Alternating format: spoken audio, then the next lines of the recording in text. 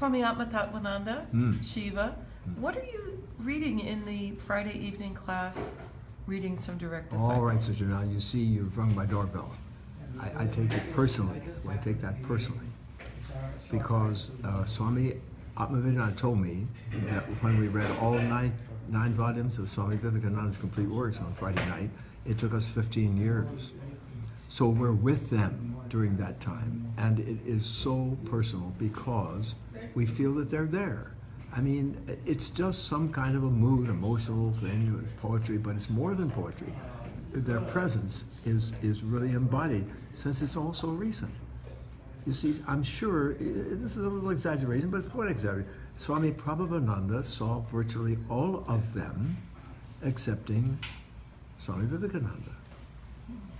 And he's even mentioned, Abani is mentioned in some of the readings. Abani was a convent or something. Abani was there. That's Swami Prabhavananda.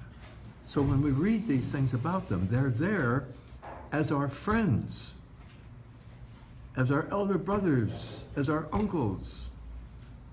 They're there in a very personal way to support us, like Thanksgiving dinner, home for the holidays. It's a reunion. So now we're studying, and the reason I got catch in my throat, I couldn't just answer objectively quickly, is Swami Ramakrishnananda, for whom and to whom we owe our whole ritual structure. He went south, and when he went south, he stayed there for years. Swami Vivekananda sent him there.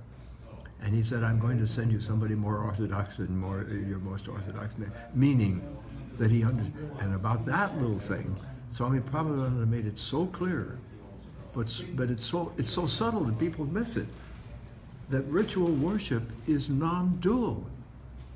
Ritual worship that the sisters do in the temple is non-dual, because the whole purpose of it is to find one's oneness with God. To see God, to love God. And Swami Prabhupada resisted when Maharaj had sent him to the Himalayas. For a while he came in, well, no, I don't believe it. He said, why aren't you doing it? Are you doing? No, why not? And he said, all right. He said, I just want to ask you to do it. Do it for me. Because that was what he wanted for this particular Swami, young boy. And he said, well, in a very short time I realized, because the whole thing, sister, is the practice of the presence of God. The whole thing. This is an experiential religion. It's a laboratory religion. You know, they asked Einstein once, where's your laboratory? He pointed the pencil behind his ear. Well, that went on in his head. It's not that different from meditation. It had to be something like that. So anyway, that's what we're doing.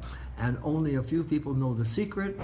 And when we get there, we have a wonderful time in the presence of these wonderful people who are talking to us personally in detail. And that's Friday night at 7:30.